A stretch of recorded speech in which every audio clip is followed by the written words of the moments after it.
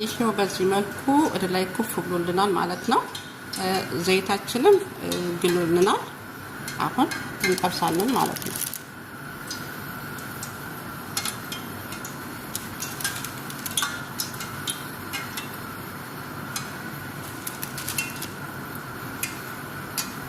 ነው የዶናትን አሰራር አብረን እንስራ ማለት ነው። እዚህ ጋር ወተት፣ እዚህ ጋር እርሾ አንድ ማንኪያ ማለት ነው።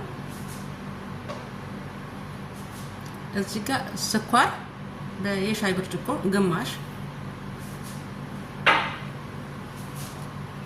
እዚህ ጋር 2 እንቁላል። እነኝን አንድ ላይ እናዋህዳቸዋለን።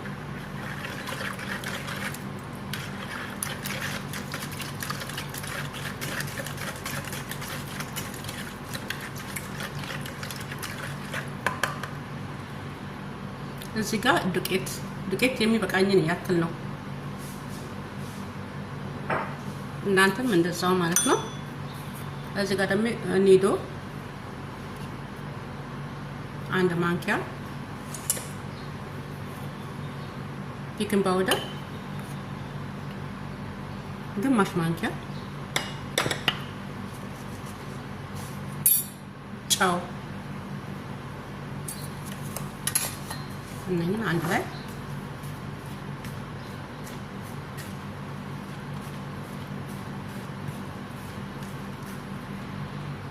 እዚህ ጋር የገበታ ቅቤ ወይም ዝብዳ፣ ዘይቱን ብጨምሩ ችግር የለውም። እኔ ቤት ስላለ ነው። ይሄን በደንብ እናቦካዋለን። በጣም መላላት የለበትም ለዶናት። ሊጤን ይኸው በሚገባ አሽቸዋለሁ ማለት ነው። እሽት በጣም ይፈልጋል ዶናቱ እንዲያምርልን ማለት ነው። በጣም ነው ያሸሁት።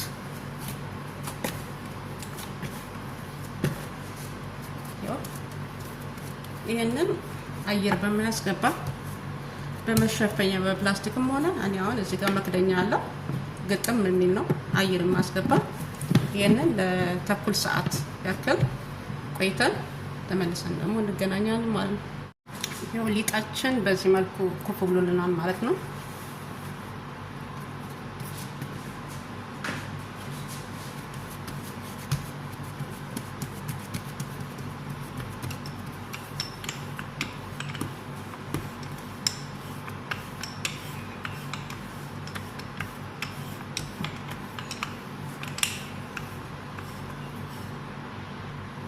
ይሄ መቁረጫዬ ነው።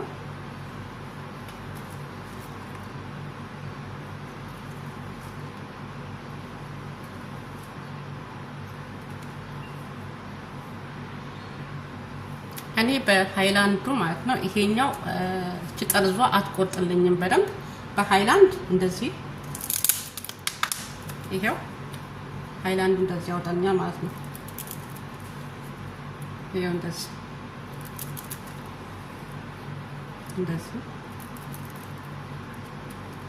እያደረግን አሁን ሁሉንም አውጥቼ ጨርሻለሁ ማለት ነው።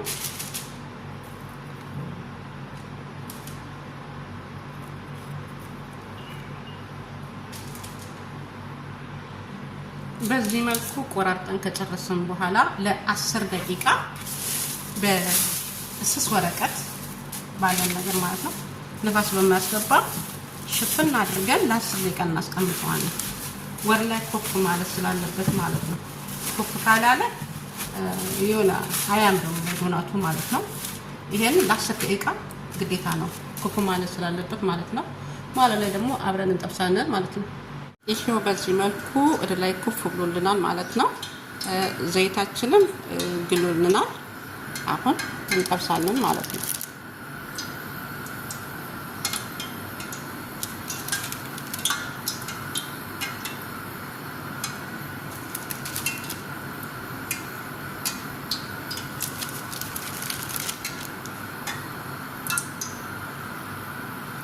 ዘይቱ በጣም መጋል የለበትም እንዳይለበለብብን ቀስ ብለን ነው ማለት ነው። ይሄው በዚህ መልኩ እገለብጠዋለሁ። ቆንጆ ነፍቶልናል ማለት ነው።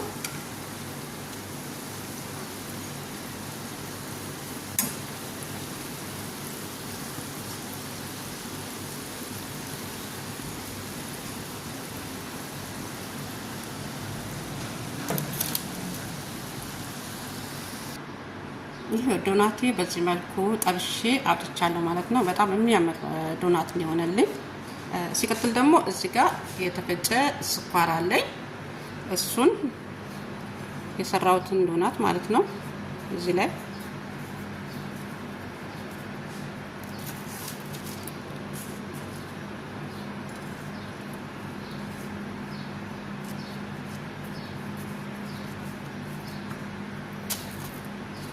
እንደዚህ ሁሉንም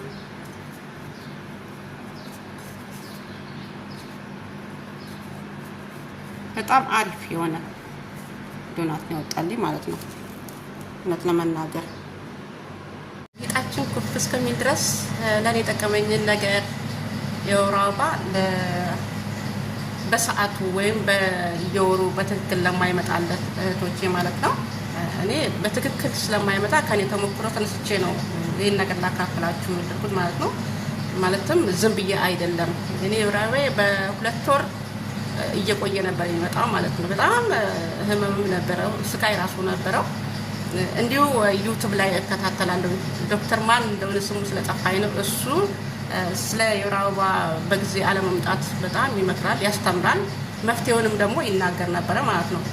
መፍትሄው ደግሞ እዚህ ጋር ቀረፋ፣ ቅርንፉድ፣ ቁንዶ በርበሬ ማለትም ቀረፋ አንድ ነበረ ሰበር አድርጊያት ነው። ቅርንፉድ ደግሞ 4 ፍሬ፣ ፍልፍል አስወጥ ደግሞ ወይም ቁንዶ በርበሬ 4 ፍሬ ማለት ነው። ከዛ እዚህ ጋር የፈላ ውሃ አለኝ።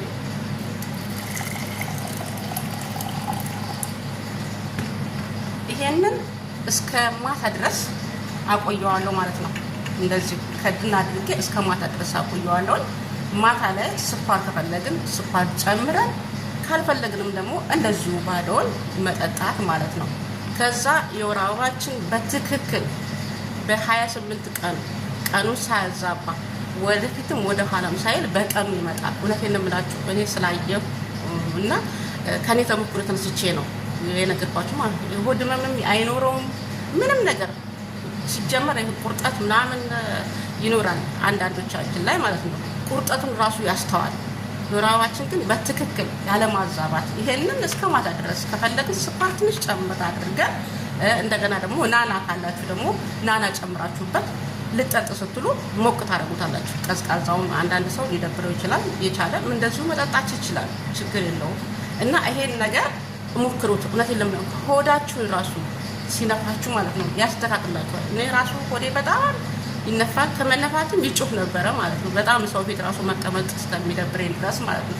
ግን ይሄን ነገር ተከታታይ እየተጠቀምኩት ብዙ ለውጥ አይቼበታለሁ እውነት ለመናገር ማለት ነው። እናንተ ሞክሩት፣ ትጠቀሙበታላችሁ።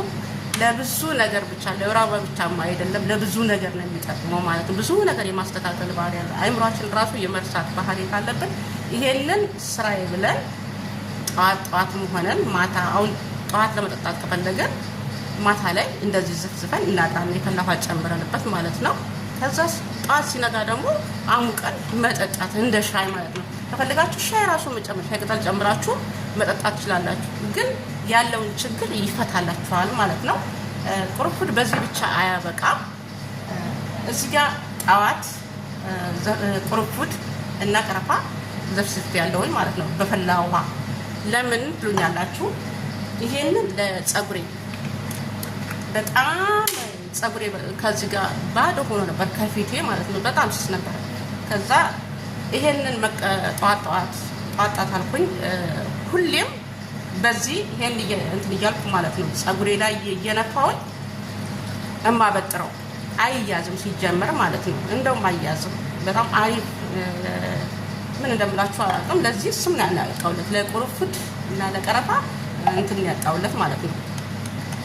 በጣም አሪፍ ነው። እውነቴን ነው የምላችሁ፣ ሞክሩት። ይሄንን በቃ ጸጉራችሁን እንትን ስትሉ ስታበጥሩ እንደዚህ አፍጫፉ አይያዝም። አይበጣጠስም። በቃ እኔ እንጃ ነኝ።